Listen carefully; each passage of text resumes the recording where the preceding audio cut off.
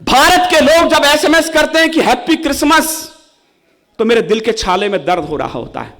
आप सबको सूचना दे रहा हूं, मैं गौरव के साथ सूचना दे रहा हूं। चुटकुलों की कौम बना के छोड़ दिया हमने सिखों को।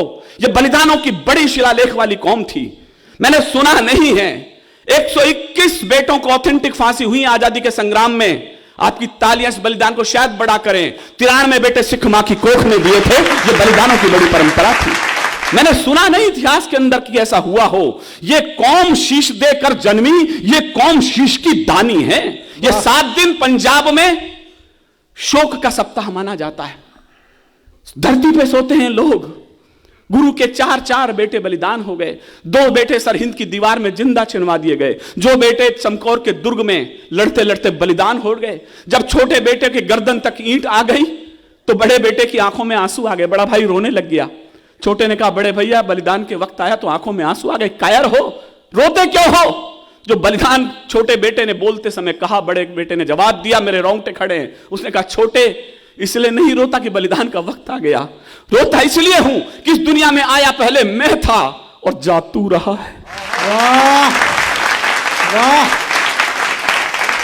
बचपन में कभी भगवा ध्वज के सामने नमस्ते सदा वत्सले बोलते समय हमने ये श्लोक बोलते समय गीत पढ़ा था। जोरावर जोर से बोला, फतेह सिंह शोर से बोला। कहीं बैठे तो दिया कर रहा बधिया कटेम के लोग, तो जरा मेरे इस लाइन पर अपना साथ दें। फरावर जोर से बोला, फतेह सिंह शोर से बोला, रखो ईंटें भरो गारे, चुनो दीवार हत्यारे, निकलती सांस बोलेगी यही दीवार बोलेगी, हमारे देश की जय हो, हमारे धर्म की जय हो, हमारे देश की जय हो, हमारे धर्म की जय हो। उधर चमकौर के युद्ध में अजीत सिंह जी, बाबा अजीत सिंह युद्ध में बलिदान हो चुके थे। 40 सिंह बचे थे गढ़ी के अंदर। छोटे बेटे को कलगी टांकी गुरु गोविंद सिंह जी ने। सिख परंपरा में यह तरीका है कि मां कलगी टांगती है, लेकिन मां उस दिन वहां थी नहीं।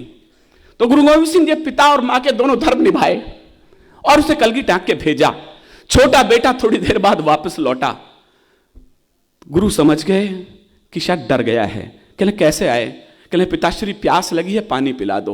गुरु गोविंद सिंह ने आंखों में लाल डोरे उभरे और एक ही वाक्य बोला, शर्म नहीं आती युद्ध क्षेत्र में खड़े हो, शत्रु के लहू से प्यास क्यों नहीं बुझा लेते? क्या कहने, वाह। हम बड़ी बलिदानी हैं। जब जब हम पर संकट आए, इस पगड़ी ने बलिदान दिया। गुरुओं ने मस्तक चढ़ा दिए, अपने प्राणों का दान दिया। कुछ को आरे से चिनवाया, कुछ थे रुई से जलवाए, कुछ सूली ऊपर टांक दिए, कुछ दीवारों में चिनवाए। वो गर्म तवे पर चढ़े मगर, मुझे खामोशी खल जाएगी इस बार आपकी, वो गर्म तवे पर चढ़े मगर निज सत्य पंथ से डिगे नहीं। पुरजा कट गए मगर मुगलों के आगे झुके नहीं। पुरजा कट गए मगर मुगलों के आगे झुके नहीं। पुरजा कट गए मगर मुगलों के आगे झुके नहीं।